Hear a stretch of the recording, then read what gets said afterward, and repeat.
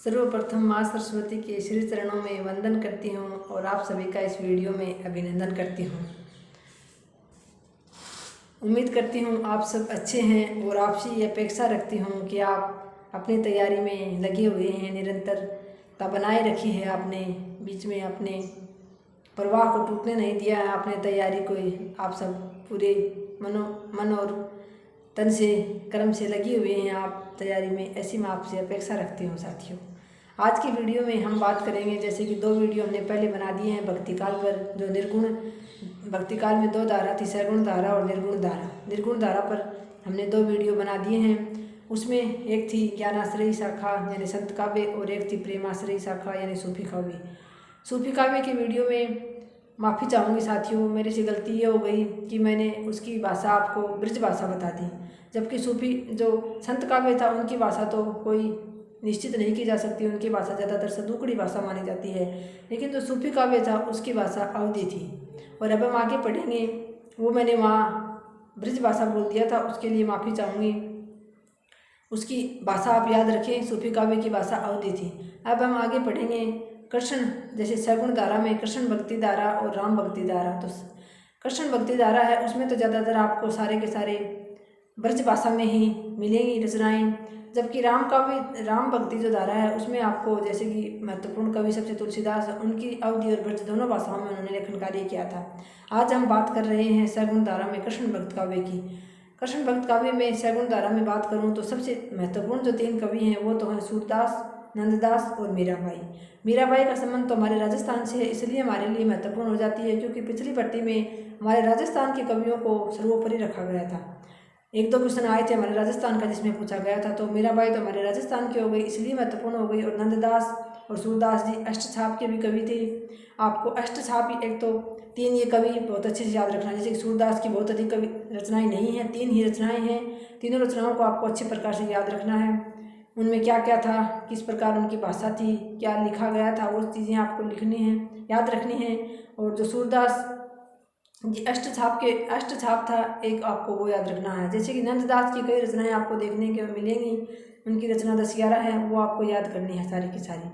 और नंददास की एक जो जड़िया कवि है उनकी उपाधि थी, वो भी आपको याद रखनी है। मीराबाई की भी बहुत अधिक रचनाएं आपको नहीं मिलती हैं, 4-5 रचनाएं हैं उनकी महत्वपूर्ण है।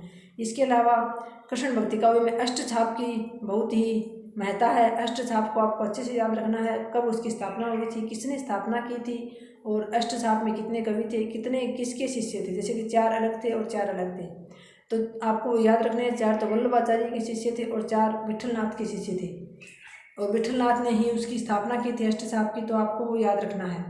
इसके अलावा मैं बात करूँ, आपको इसमें ही सबसे पहले याद रखना है कि हिंदी कृष्ण काव्य का आधार ग्रंथ जो है वो श्रीमद् भागवत पुराण को माना जाता है साथियों।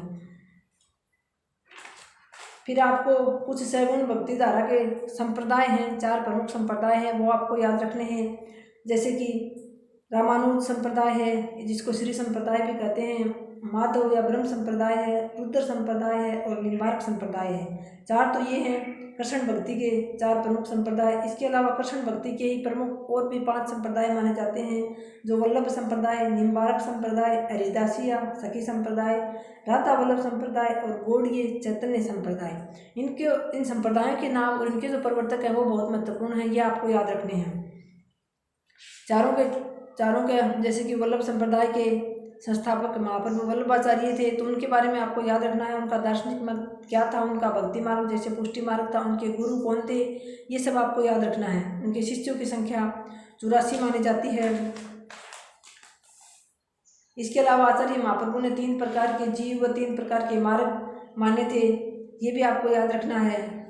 और जैसे कि भक्ति में अष्टयाम सेवा पद्धति का महत्व है, तो अष्टयाम में कौन से 8 चरण होते हैं वो भी आपको याद रखने हैं। भक्ति के कई बार पूछ लिए जाते हैं कि निम्न में से 8 चरणों में से निम्न में से 4 में से कौन सा भक्ति का चरण नहीं है, तो आपको 8 चरण होते हैं भक्ति के, जैसे कि मंगला, श्रृंगार, गवाल, राजभोग, उत्थापन, भोग, संध्या आरती और शयन। ये 8 सेवा पद्धति के 8 चरण होते हैं भगवान की सेवा करने की। उसके बाद आपको जैसे कि 8वां जो अष्टछाप है उसकी स्थापना गोस्वामी विठलनाथ ने 1565 ईस्वी में की थी। और 8वां की अलग अलग उनको अलग अलग काम दिया गया था, उनकी नियुक्ति की गई थी। तो जिसमें से 8 उनमें से 4 तो वल्लभाचार्य के शिष्य थे और 4 गोस्वामी विठलनाथ के शिष्य थे। तो मैंने तो इनका ये सूत्र बना रखा था सु कु कृप। ये सु कु कृप तो वल्लभाचार्य के थे, जैसे सु से तो सूरदास, कु से कुंभन दास, कृ से कृष्णदास और पै से परमानंद दास।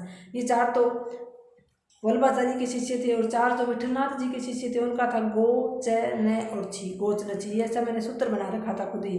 तो गोच न छी से बन जाता है गोविंद स्वामी, चतुर्भुज दास, नंददास और छित स्वामी। यह आपको याद रखना है। आपके प्रमुख 2 कवि दे रखे हैं, नंददास और सूरदास जी। तो नंददास जी तो हैं विठलनाथ के शिष्य और सूरदास जी जो हैं वल्लभाचार्य के शिष्य हैं। इनको आपको बहुत अच्छे प्रकार से याद रखना है। प्रश्न ज़्यादातर यहीं से आता है कि निम्न में से अष्टचाप में कौन शामिल नहीं था, या फिर अष्टचाप में कौन विठलनाथ का शिष्य था और कौन वल्लभाचार्य का शिष्य था। इसके बाद आपको सूरदास को तो बहुत अच्छे प्रकार से याद करना ही है। उनके पद जो हैं वो दास्य या विनय भाव में लिखे गए थे। उनकी भक्ति जो भक्ति पद्धति थी वो दास्य भाव की थी और उनके गुरु का नाम महागर्भ वल्लभाचार्य था। भक्ति मार्ग, पुष्टि मार्ग था और दार्शनिक मत उनका शुद्ध अद्वैतवाद था, यानी जो वल्लभाचार्य का था वही। इनकी प्रमुख रचना जैसे बताई थी मैंने आपको 3, और इनको अलग अलग जो उपाधियाँ दी गई हैं, जैसे सूरदास को ब्रज भाषा का वाल्मीकि, जीवनोत्सव का कवि, भावाधिपति, हिंदी साहित्य गगन का चंद्रमा, वात्सल्य व श्रृंगार का सम्राट, सच्चा रस मगन कवि, ये सारी इनकी उपाधियाँ हैं। और सूरदास की ख्याति का आधार जो है उनकी प्रसिद्ध रचना सबसे सूरसागर है साथियों। तो आपको सूरदास को तो बहुत ही अच्छे प्रकार से पढ़ना है। इसके बाद जैसे कि नंददास जी हैं, उनको आपको बहुत अच्छे प्रकार से तैयार करना है। नंददास की बहुत सारी रचनाएं मिलेंगी आपको, सारी की सारी रचनाएं आपको याद रखनी है, क्योंकि भक्ति काल में बहुत सारी रचनाएं ऐसी हैं जो एक दूसरे से मिलती जुलती सी हैं, तो उनको आपको याद करना है। जैसे कि सूरदास जी के लिए एक पंक्ति विठलनाथ जी ने कही थी, जिन्होंने अष्टछाप की स्थापना की थी कि पुष्टि मार्ग को जहाज जात है, जाको जो कछु लेना हो होए सो लेऊ। तो ये पंक्ति सूरदास जी की मृत्यु पे विठलनाथ जी ने कही थी, यह आपको याद रखना है।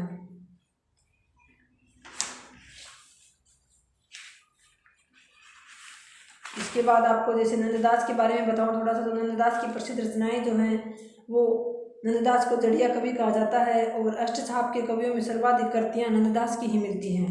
इनकी कृतियों की संख्या लगभग 15 मानी जाती है, जैसे कि अनेकार्थ मंजरी, मान मंजरी। इनकी रचनाएं एक जैसी सी मिलेंगी आपको, रस मंजरी, रूप मंजरी, विरह मंजरी, प्रेम बाराखड़ी, श्याम सगाई, रुक्मणी मंगल, सुदामा चरित, भंवर गीत। एक इनकी सबसे प्रसिद्ध रचना है साथियों रास पंचाध्याय।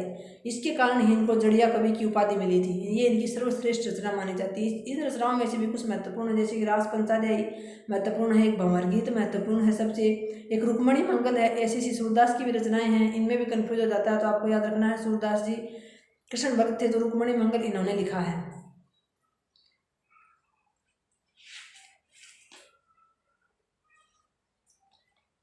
ये आपको नंददास जी की जो रचनाएं हैं वो याद रखनी हैं। इसके बाद 4-5 मैंने आपको संप्रदाय बताई थी, इनको भी आपको याद रखना है।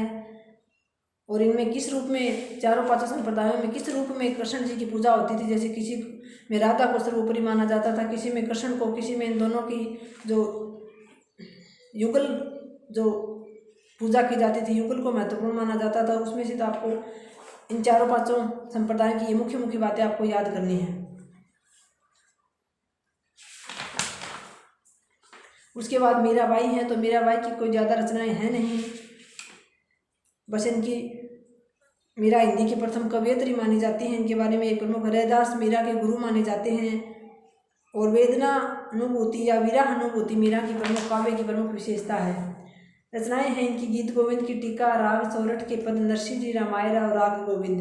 इनकी भाषा राजस्थानी मिश्रित ब्रज भाषा मानी जाती है। ये आपको याद रखने हैं महत्वपूर्ण बातें मीराबाई के बारे में। फिर भक्ति का कृष्ण भक्ति में ही रसखान आते हैं, तो रसखान क्या आपको याद रखना है। रसखान गोस्वामी विठलनाथ के शिष्य थे, लेकिन ये अष्टछाप में शामिल नहीं था, ये बात भी आपको याद रखनी है।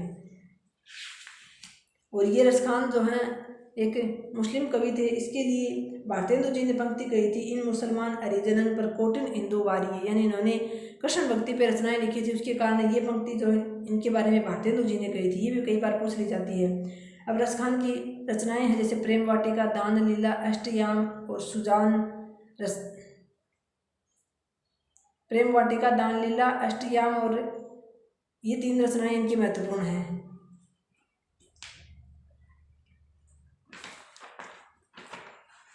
तो ये तो थी प्रमुख कवियों की। अब इनकी थोड़ी सी मैं आपको कृष्ण काव्य धारा की विशेषताएं और बता देती हूँ। साथियों, थोड़ा थोड़ा करते ही वीडियो लंबा हो जाता है, लेकिन आप लोग देखते हो, पढ़ने वाले विद्यार्थी इसको पसंद कर रहे हो, इसलिए मैं ये वीडियो बना रही हूँ ताकि आपका रिवीजन हो जाए। आप जब भी वीडियो सुनो तो आराम से बैठ के ये ध्यान किया करो कि हाँ, ये सारी बातें आपको याद हैं क्या। बिना कोई किताब लिए ऐसे ही बैठ के सुना करो कि आपको ये सारी चीज़ें याद है क्या। थोड़ी सी आपको कृष्ण काव्य धारा की विशेषताएं और बता दूँ। बाल लीला व प्रेम लीला का वर्णन हुआ है। प्रेमा भक्ति की प्रधानता है। प्रकृति का आलंबन व उद्दीपन रूप में वर्णन। श्रृंगार व वात्सल्य रस की प्रधानता है। ब्रज भाषा की प्रधानता। मुक्तक शैली की प्रधानता।